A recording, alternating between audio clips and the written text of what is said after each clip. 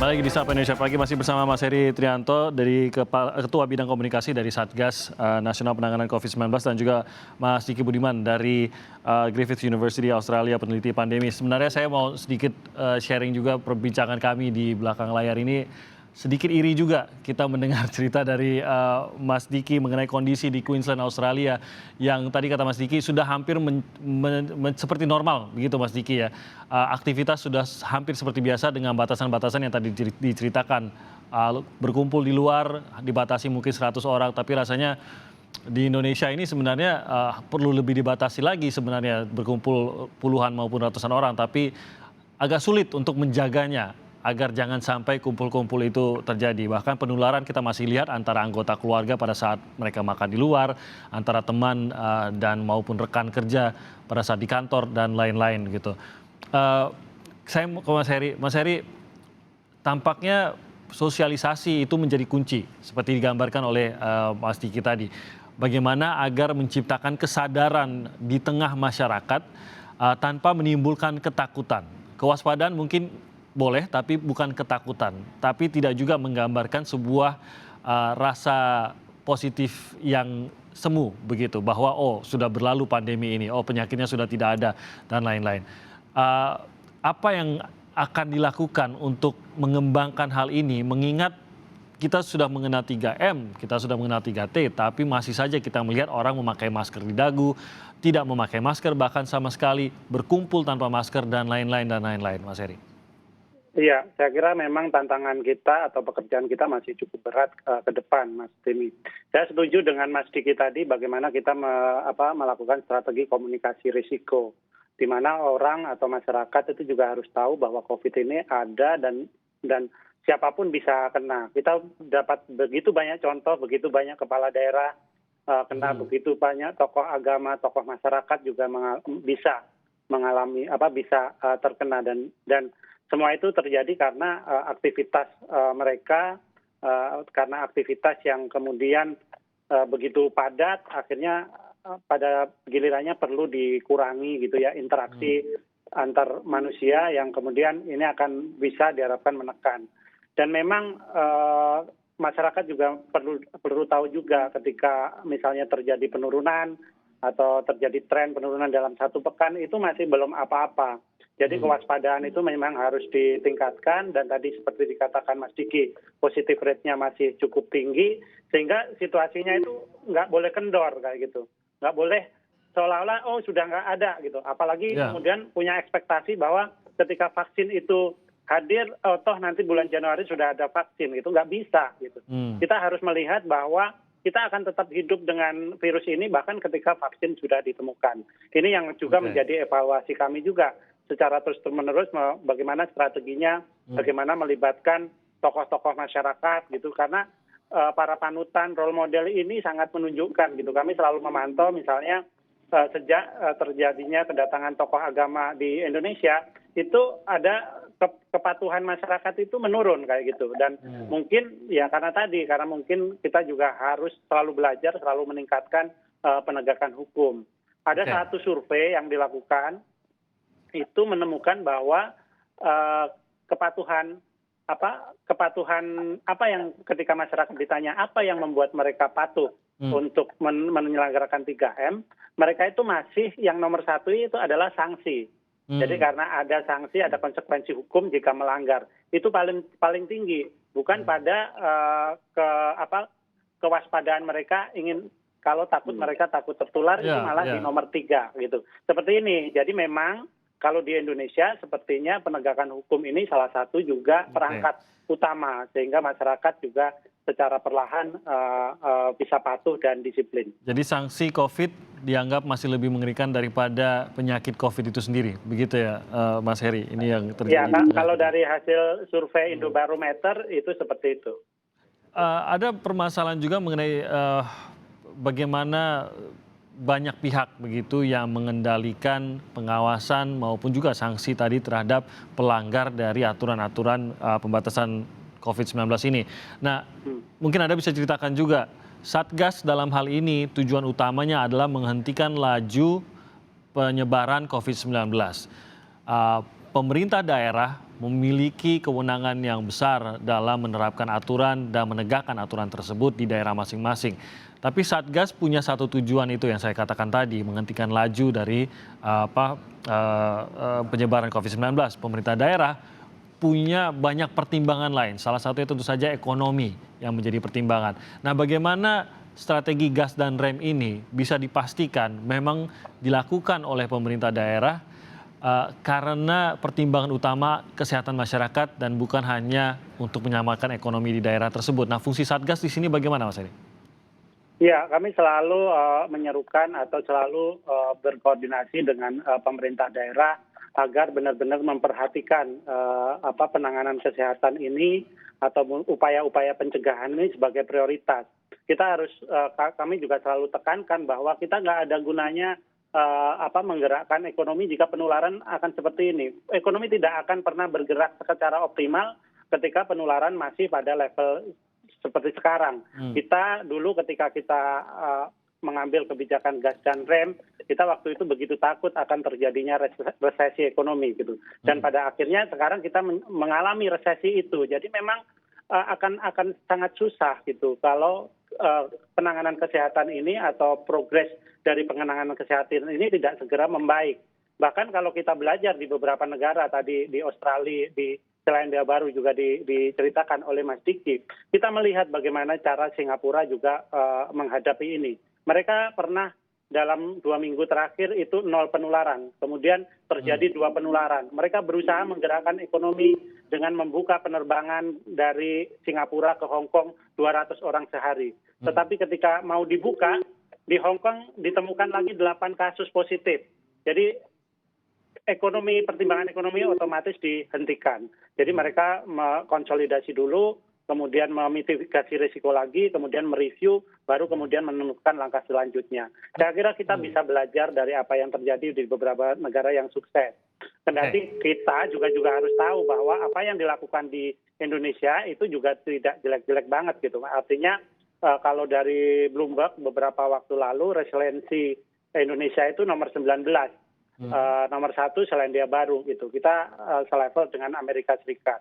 Seperti itu. Jadi memang ini yang harus dijaga atau dinaikkan lagi dengan usaha-usaha yang lebih kuat bagaimana penanganan kesehatan dan pencegahan itu terus ditingkatkan.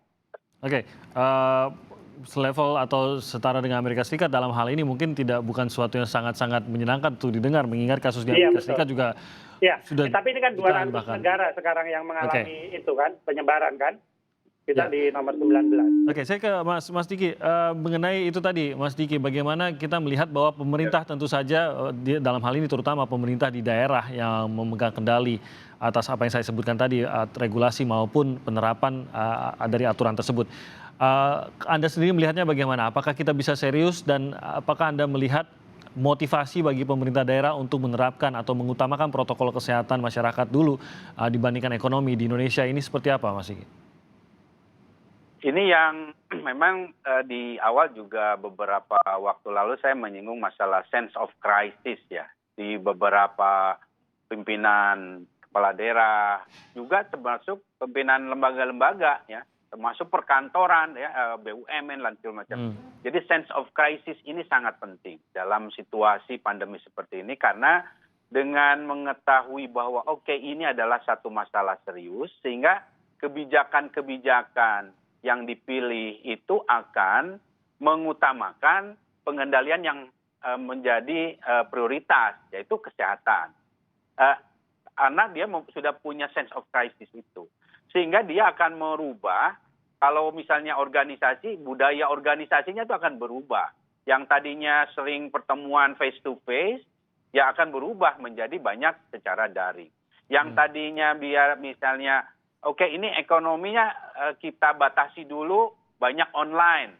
Banyak misalnya ekonomi yang sifatnya yang tadi saya sebutkan masalah mobilisasi dan juga interaksi itu kita minimalkan. Ini akhirnya keluar satu regulasi-regulasi yang mendukung pada upaya pengendalian pandeminya, sehingga akhirnya pemulihan ekonomi itu akan datang ketika situasi kesehatannya sudah terkendali.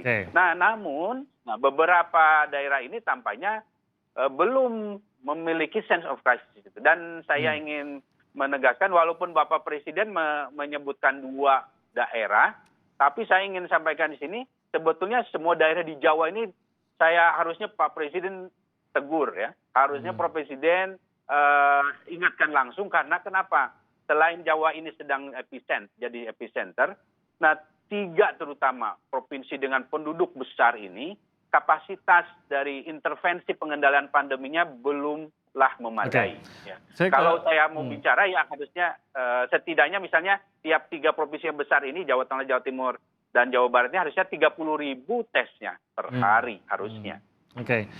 Mas Heri, kalau memang kondisi di sebuah daerah terus meningkat sementara tampaknya tidak ada inisiatif dari kepala daerah untuk melakukan sesuatu gebrakan ataupun penghentian yang besar. Bisakah rem darurat itu ditarik oleh Satgas ataupun dari pemerintah pusat atau bagaimana, Mas Heri?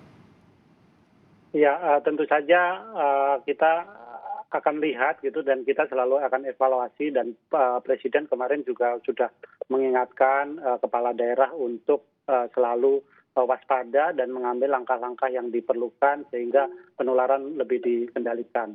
Apakah kemudian rem darurat ini bisa dilakukan? Tentu saja kita akan lihat ya perkembangannya dan kami juga akan mengevaluasi kemudian untuk menyusun rekomendasi apa yang kira-kira kita bisa lakukan. Berarti harus oleh kepala daerahnya saja begitu ya, tidak mungkin dari Satgas juga. Oke.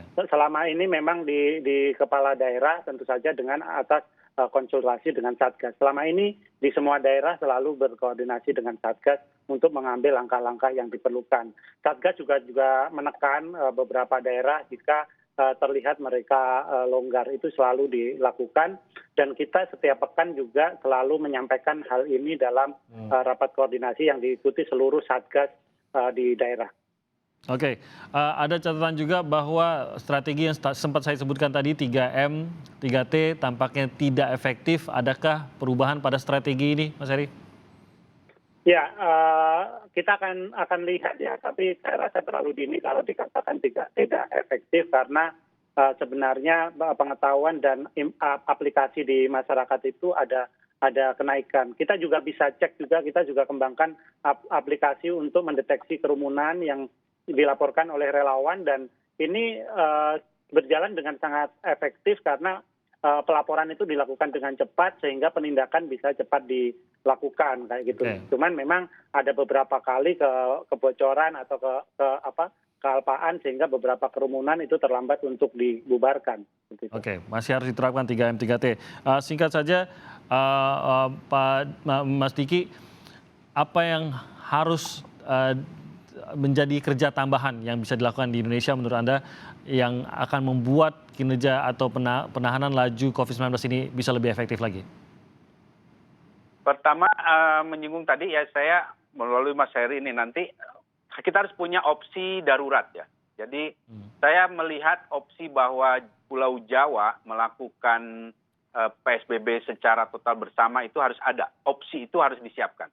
Karena tampaknya perburukan ini akan terjadi di kuartal pertama tahun depan. Ini saya sampaikan. Karena sekali lagi estimasi pemodelan epidemiologi saat ini kasus harian kita itu beberapa waktu sudah 3 bulan terakhir sudah 10.000 estimasi paling kecil. Nah saat ini sudah agak meningkat dan saat ini beberapa waktu lagi akan ada 2 event besar, libur panjang dan juga pilkada. Apalagi nanti ada sekolah buka. Nah perburukan ini tentu harus diantisipasi dengan tadi masalah rem darurat. Kemudian kalau mau memitigasi dari saat ini, kita cuma punya 2 pilihan yang paling sangat penting dilakukan yaitu testing dan tracing. Karena inilah yang bisa memutus mata rantai pola eksponensial dari COVID-19 ini. Dan ini tentu lagi yang saya anjurkan di 100.000 sebetulnya hariannya, tes hariannya. Ini tentu bukan pekerjaan ringan, namun ini yang harus kita lakukan supaya kita bisa mencegah situasi semakin buruk. Oke, saya berikan waktu sedikit kepada Mas Heri untuk menjawab itu, terutama menjelang liburan pilkada dan juga liburan akhir tahun. Ya, liburan sebaiknya kami sarankan untuk di rumah saja menggunakan segala sumber daya untuk tetap menikmati liburan. Dan pilkada minggu depan saya kira juga bisa menjadi perhatian kita semua, seluruh pemangku kepentingan untuk benar-benar mengatur agar kerumunan itu tidak terjadi dengan mengatur pemilih itu sedemikian rupa sehingga tidak menumpuk di satu waktu. Oke, baik. Semoga kita bisa ikuti dan terus menurun angka positivity rate kita, itu yang kita harapkan. Tapi ini kuncinya memang salah satunya dan mungkin kunci besarnya adalah di kedisiplinan dari tiap-tiap kita untuk tetap menjaga 3M, memakai masker, mencuci tangan, menjaga jarak, dan sebanyak mungkin yang menaati hal ini, kita yakini ya Mas Heri dan juga Mas Diki, maka positivity rate itu juga bisa turun. Tanpa menunggu vaksin pun sudah bisa turun juga. Terima kasih Mas Heri Trianto, Ketua Bidang Komunikasi dari Satgas Nasional Penanganan COVID-19, dan juga Mas Diki Budiman, peneliti pandemi dari Griffith University di Australia. Sehat terus Mas Heri dan Mas Diki. Terima kasih banyak atas waktunya. Terima kasih Mas Timi, Mas Diki, salam sehat.